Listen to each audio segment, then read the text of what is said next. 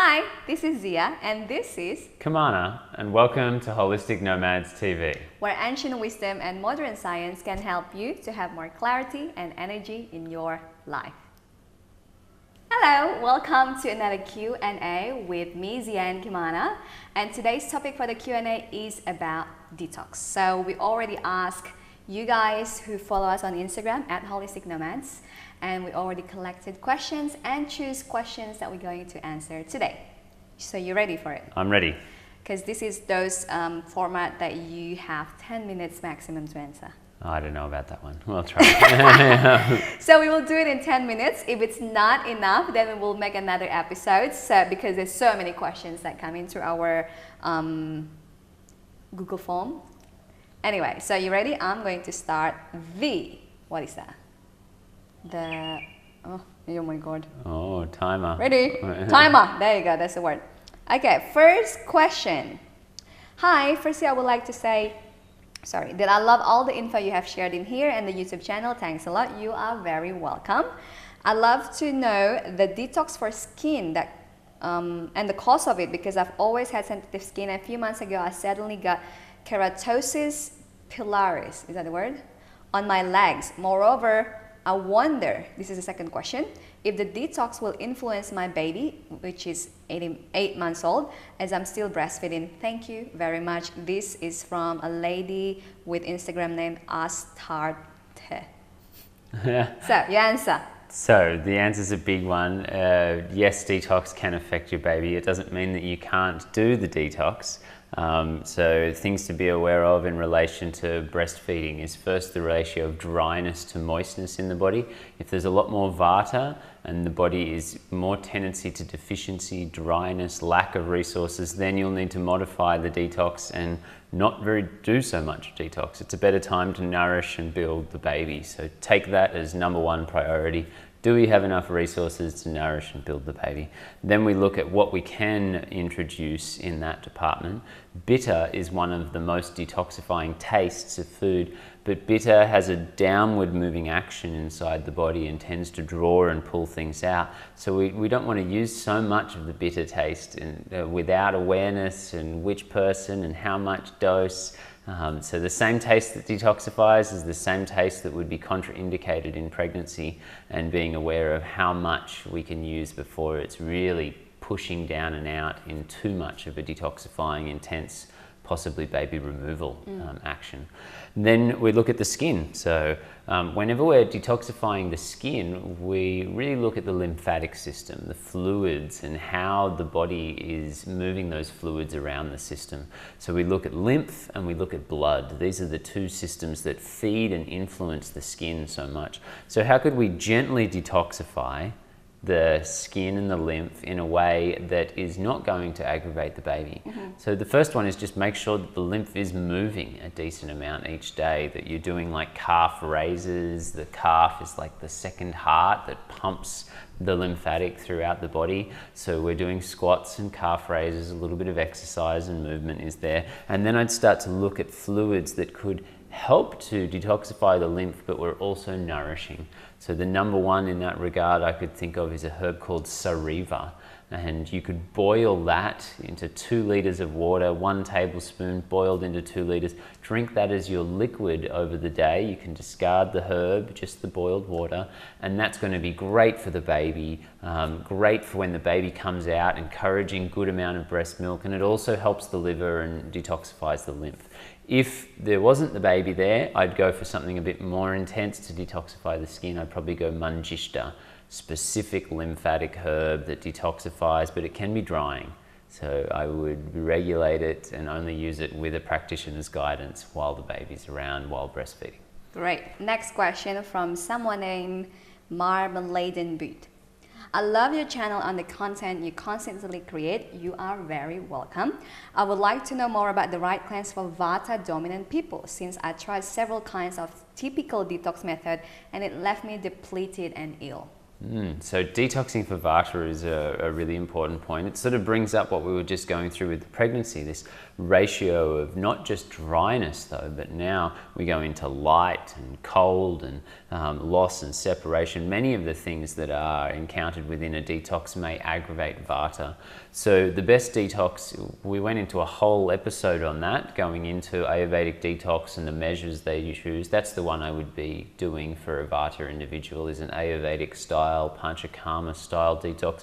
It's specifically designed to address Vata first, and then to address the rest of detoxification as a secondary to balancing Vata. So if that becomes the highlight, there's a few things that we could say why. Number one, oils. They're called snehana, to take some oil lubricants inside the body and to massage oil into the body. This needs to happen every day while Vata is detoxing. The next one would be oil colonics. When we use an oil type colonic, although we're detoxifying and pulling things out of the colon with that, an oil-based colonic will also be nourishing and will refuel the body at the same time. So this ratio of nourishment to refueling is the important thing when doing a detox for Vata. It therefore means there's not going to be no straight water fasting. There'll probably need to be food that's intaked as well, and finding that right ratio depends on the person and how much Vata. Next question from Nika. Hey you two, thank you for the work you are doing and your impressive knowledge. Thank you. On behalf of Kimana, say thank you too. Yeah. I would love to know, how can I support my body on detoxing the anti-baby pill? I took it from the age of 13 until 40. Now I'm 43, but I think my body is still influenced by it. I've lost a part of my hair and I'm suffering from PMS. Thanks a lot. Have a great day and a wonderful week. Greetings from Germany. Oh, this is a great question, Nico. A lot of people end up dealing with the leftover from hormones, artificial hormones from the oral contraceptive pill and those things. And the hormones, as they are a fat-soluble toxin, most of the hormones, especially the sex-produced hormones, estrogen, progesterone, testosterone, these are all fat-soluble hormones. So they get processed by the liver and the gallbladder and excreted into the digestive tract. That's their removal pathway when they become too excessive. They also, because they're fat-soluble, have the potential to store within the fat cells in the system and become an overburdening toxin that is fat-soluble. So the best detox to really work with those is one that addresses the hormonal systems, that's using fat-soluble type detoxification methods, such as the Ayurvedic ghee method of using oils in the morning, rubbing fats and oils into the body. These will all help to flush the fat systems and pull those fat-soluble toxins towards the liver and the gallbladder so they're ready to be converted and pushed out through the liver. So we want something that is fat-soluble focused toxin remover when we're doing our detox. We want something that's going to draw towards the liver, that's going to really help liver function. So herbs that work with enhancing liver function during the detox. And then the third one is the virechana, or the purging of the liver and the gallbladder. They call it a gallbladder flush in modern science, yet I think it's more than that. It's a pitta flush of the whole body.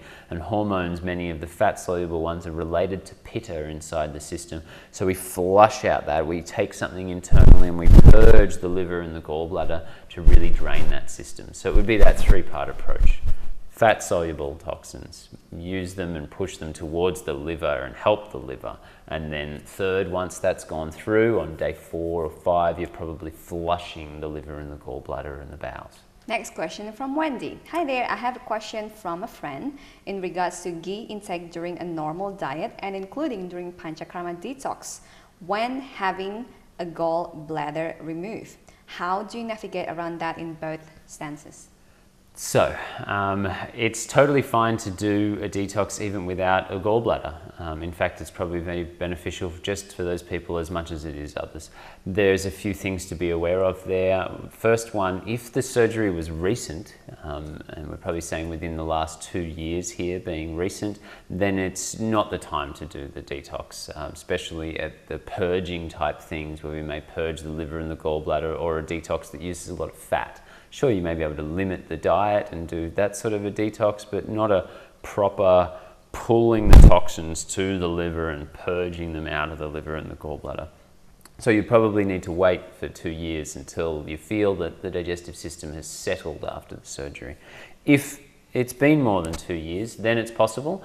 Specific medicated ghees would be used. So particularly the one I like is called Guggulu Tictogritum. This specific type of medicated ghee ensures that there isn't going to be cloggings and pieces that block inside where that liver gallbladder pathway used to be. So now we don't know the state of how the surgery's been. We just know that now the liver will dump bile straight into the small intestine. So we want to keep that pathway moving as smoothly as possible, and this specific herbal combination helps liver function and helps to open and keep that pathway very clean and functioning. So we'd use a medicated ghee that's designed for that style purpose. And then the dose of the ghee would also be less as well. During the Panchakarma process, the doctor will regulate it, but it's probably not going to go above the 2 to 3 tablespoons a day in the morning. Compared to some people, we might be up at 9 or 12, very large amounts. We'd stay within this 2 to 3 tablespoons a day. So their snehana, their oiling lubrication process may take longer for that person with the gallbladder removed. That's the timer. I'm going to keep going until I finish go for this it. Yeah. The next one, besides the small dose in Panchakarma, in daily life they also will need a smaller dose of fats. 1 to 3 teaspoons is probably the maximum they're looking at over the day of a good quality fat.